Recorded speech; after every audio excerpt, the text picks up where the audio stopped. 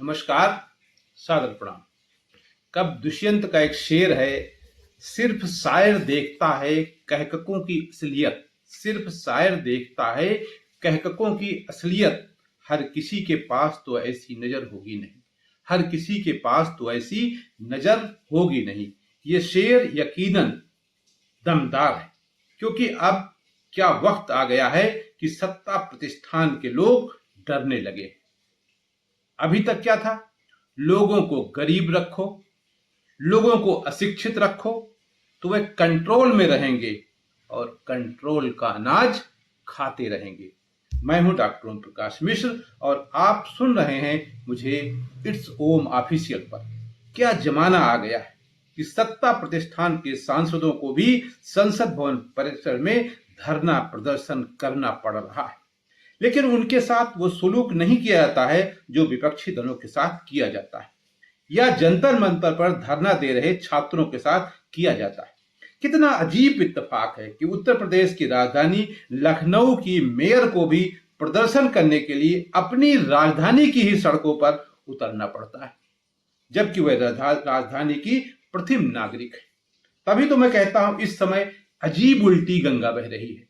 अगर उल्टी गंगा बह न रही होती तो चैनल के एंकरों को वीडियो बनाकर सफाई न देनी पड़ती। इसका मतलब कहीं न कहीं वो भी खौफजदा है। अरे भाई, इसमें डर की या खौफ की कौन सी बात है? जो अब तक बोया गया था उसी की तो फसल अब लहलहा रही है। ये लहलहाती फसल का ही असर है कि न्यूज चैनल के स्टूडियो में कोई युवा छात्र जाकर दहाड़ आता है और एंकर प्लीज सिट डाउन के अलावा कुछ बोल नहीं पाता है। सत्ता के लिए समाज को बांटने का घिनौना खेल जो सत्तारूढ़ दल के द्वारा खेला गया था, लगता है अब उसका अंत आ गया है। तभी तो भाजपा के पूर्व अध्यक्ष तथा पूर्व केंद्रीय मंत्री डॉक्टर मुरली मनोहर जोशी को कहना पड़ा कि ये देखना अत्यंत पीड़ादायक है कि देश के विभिन्न भागों से आए युवा छात्र कई दिनों से नई दिल्ली की सड़कों पर एकत्रित हैं। उनकी चिंताएं और सरोकार वास्तविक हैं। इन्हें सहानुभूत तथा दूरगामी समाधान की दृष्टि से हल किया जाना चाहिए। डॉक्टर जोशी ने अपने एक्स अकाउंट पर आगे लिखा, it's very painful that even young girls were brutally mishandled. उन्होंने आगे कहा कि ऐसे बल के उपयोग से भारतीय समाज का बड़ा हिस्सा विकसित भारत के लक्ष्य से बहुत दूर चला जाएगा। ये बात सत्ता प्रतिष्ठान को सुननी चाहिए, समझनी चाहिए, क्योंकि उन्हीं का एक नेता कह रहा है। लेकिन जो लोग घमंड में चूर हैं उनको ये सब सुनाई नहीं देता। उनको लगता है कि सारा दुनिया उनकी मुट्ठी में है और वे अपने हिसाब से नचाते रहेंगे। लेकिन शायद समय परिवर्तनशील है, तभी तो आज हालत यह है कि चाहे सत्ता प्रतिष्ठान हो और चाहे बड़ी बड़ी एजेंसियां हों, भयभीत सभी हैं।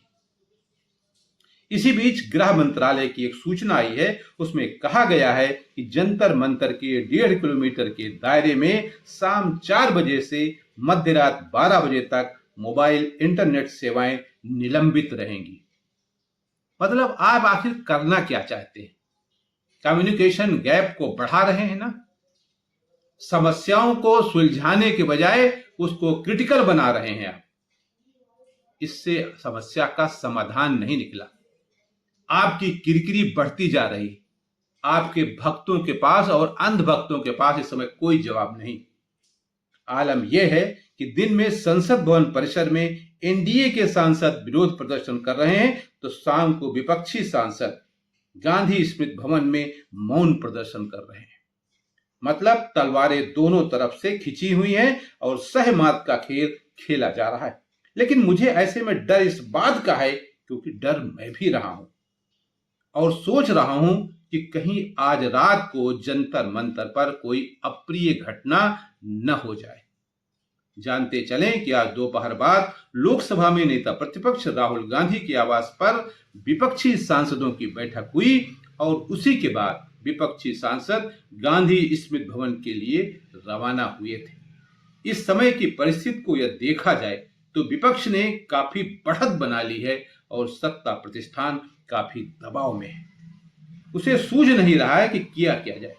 ऐसे में एक बार फिर मोदी सरकार से मैं अपील करता हूं कि वह छात्रों पर बल प्रयोग करने से बाज आए, वरना जो आग लगेगी उसकी जद में कोई एक दो घर नहीं, सैकड़ों घर आएंगे। क्योंकि आज की तारीख में भारतवर्ष का प्रत्येक निवासी, मैं यहां भक्तों और अंधभक्तों की बात नहीं कर रहा हूं, सभी लोग छात्रों और युवाओं के साथ हैं।